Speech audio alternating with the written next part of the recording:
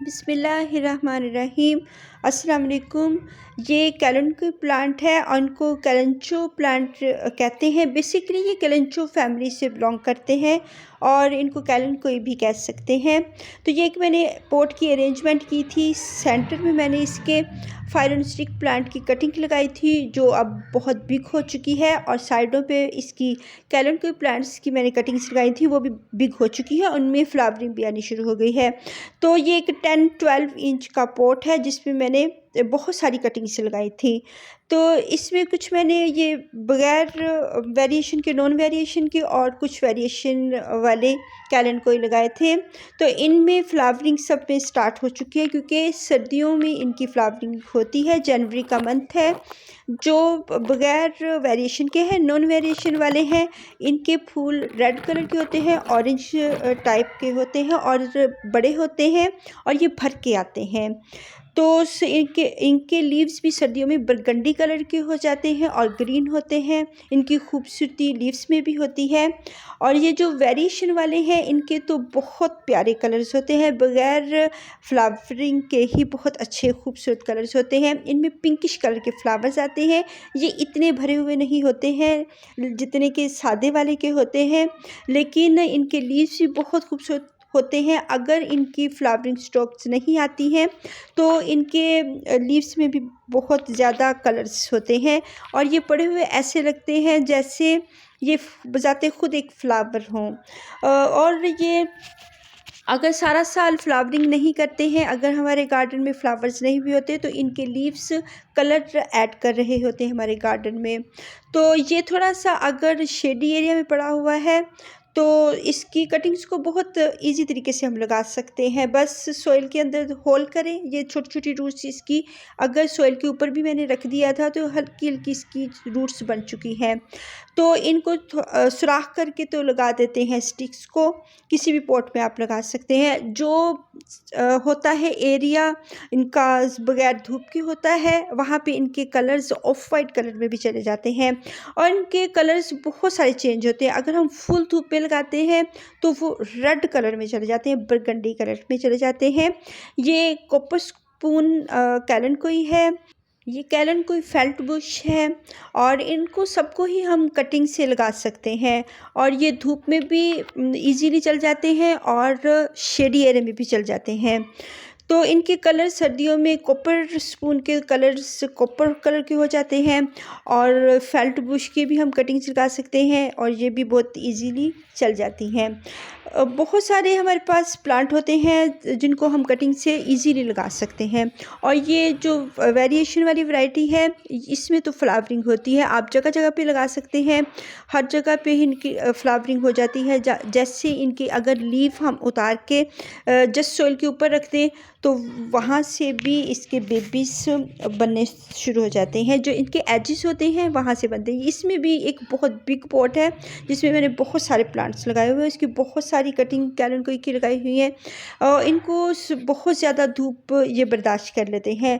इनकी सॉइल भी हम सैंडी सॉइल देते हैं। अब ये देखें इसमें कितना कलर भर के आया हुआ है, बहुत रेड कलर का, और बहुत सारी जगह पे मैंने इनकी कटिंग्स लगाई हुई है और इसका कलर देखें। इसमें बहुत सारे प्लांट्स होती ये एक ही वैरायटी है, कुछ ये अपने अंदर इतने ज़्यादा कलर्स ऐड कर लेते हैं और कुछ बहुत ग्रीन से रहते हैं। उसमें ये भी हो सकता है कि एक पॉट में बहुत ज़्यादा वाटरिंग हो और एक पॉट हमेशा ड्राई रहता हो। इनसे ये भी हो जाता है जिससे इनके कलर्स में वेरिएशन भी आ जाती है और बहुत कलर ज़्यादा भी इनके आ जाते हैं। तो इनको बस सॉइल के ऊपर रख के किसी प्लांट के, तो इनको ज़्यादा हम डीपली भी अगर लगाना चाहें तो कुछ भी नहीं है। ये इजी उगने वाला प्लांट है, इजीली चल जाता है। तो अगर हम इनकी पिंचिंग कर देते हैं, इनके बहुत ज़्यादा हेड्स बन जाते हैं तो ये एक बोनसाई की शक्ल भी ले लेते हैं। तो इनमें थोड़ी बहुत सी अगर फ़र्क होता है तो इनमें कलर्स का भी फ़र्क आ जाता है जिससे ये बहुत खूबसूरत लगते हैं। अगर हम बहुत कम पानी भी देते हैं तो उनसे भी इनमें बहुत सारे कलर्स ऐड हो जाते हैं। अब ये शेडी एरिया में है तो इनमें ऑफ वाइट कलर के एजेस हैं और ग्रीन है। जगह जगह पे हम इनकी कटिंग्स लगा सकते हैं, बहुत सारे प्लांट्स बना सकते हैं। इनको बहुत बड़े पॉट की ज़रूरत बिल्कुल नहीं होती, ये छोटे से छोटे पॉट में लगा सकते हैं। अगर हम इनको बिग पॉट देना चाहें, बहुत सारी कटिंग्स लगाना चाहें तो उनको भी हम लगा सकते हैं। इनकी मैं आपको कटिंग्स भी दिखाती हूँ जो मैंने जगह जगह पे लगाई हुई है। इनकी बहुत अच्छी रूट बन गई हैं। इनको हम अगर लगाते, रूट बनाने में थोड़ा टाइम तो लेते हैं, लेकिन ये इनकी कटिंग्स जो होती हैं स्टेबल रहती हैं, ये झुकती भी नहीं है। और वॉटरिंग हमने इनको तभी करनी है जब सॉइल ड्राई हो, जैसे आम प्लांट को फिर हम कटिंग्स ईजीली लगा सकते हैं। और अगर हम इनकी वॉटरिंग करते रहेंगे तो ये रोट भी हो जाते हैं। ये सकुलेंट प्लांट्स होते हैं और इनकी जो हम बहुत ज़्यादा वॉटरिंग कर देंगे तो फिर ये रोट हो सकते हैं। ऐसे ये मेरा गड़बड़ डेज़ी है, जरबेरा डेज़ी, और इसकी फ्लावरिंग भी हो रही है। नीचे भी फ्लावरिंग, छोटे छोटे बेबीज़ आ रहे हैं फ्लावर्स के। ये मदर ऑफ थाउजेंड की भी, ये भी कैलेंडर की वैरायटी है। अब ये देखें, इसमें कलर्स देखें, सभी ये धूप में ही पड़े हुए हैं। तो सर्दियों में धूप तो बहुत कम आती है, लेकिन ये सभी धूप वाले एरिया में ही हैं। वे बहुत ज़्यादा धूप को बर्दाश्त कर लेते हैं। और अगर थोड़ा सा पानी कम होता है तब भी इनमें बहुत रेड कलर आ जाता है। अगर किसी पॉट की सॉइल ड्राई होती है, हम वॉटरिंग कर देते हैं तो इनमें इतना कलर नहीं आता है। और जो कुछ प्लांट्स के पीछे छुपे हुए होते हैं उनमें of white colour, cream colour सा उनमें आ जाता है उनके लीव्स में। तो अगर इनकी सॉइल की बात करें तो सैंडी सॉइल बेस्ट है। अगर इसमें गोबर की खाद और लीफ कंपोस्ट डालें तो बेहतर है। कैलेंडर की एक ये वैरायटी है, मतलब 1000 प्लांट। वीडियो बहुत लंबी हो रही है, मैं बहुत सारे अपने कैलेंडर को नहीं दिखा सकती। जितने मुझे दिखाए जाएंगे मैं उतने शेयर कर लूँगी। तो ये जितने भी मैंने सब कटिंग से तैयार किए हुए हैं, आप 100 मैनी कटिंग्स इनकी बना सकते हैं। बहुत छोटे से पॉट में भी लगा सकते हैं, बहुत बिग पॉट में भी लगा सकते हैं।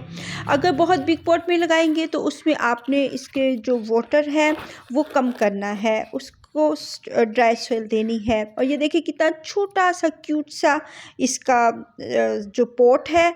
और जो प्लांट्स फेड हो चुके होते हैं उनके बेबीज़ हम हार्वेस्ट कर लेते हैं, और जो ब्रांच सूख जाती है उसको हम उतार देते हैं, उनको हम काट देंगे। ये नीचे लीफ से बने हुए इनके बेबीज़ हैं। तो इसकी जो ये जो ब्रांच इसकी ड्राई हो चुकी है इसको हम काट लेंगे। तो जो ड्राई, कुछ फेड भी हो जाते हैं, कुछ अपना लाइफ साइकिल पूरा करके ख़त्म हो जाते हैं, तो फिर हम इनके जो बेबीज़ इनकी कटिंग्स लगाई होती हैं वो हमारे गार्डन में रहती हैं। ये कुछ सादे कैलेंडर हैं और कुछ वेरिएशन वाले हैं। तो इनकी कटिंग्स मैंने लगाई थी, उनका रिज़ल्ट भी बहुत अच्छा मिला है।